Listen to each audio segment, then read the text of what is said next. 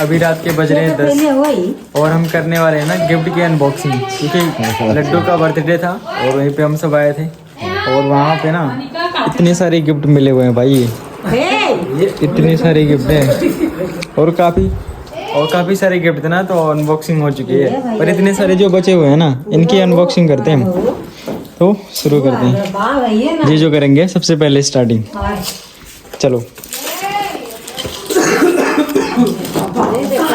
Sweater इस unboxing में ना गाइस, यहाँ पे अनबॉक्सिंग हो रही है और इस अनबॉक्सिंग में ना हमें ट्रेन मिली है गाइस, ये देख सकते हो आप यहाँ पे।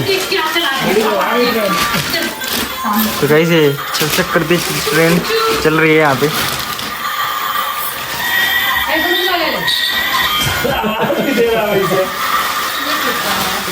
पूरा व्यू देख सकते हो गाइस आप।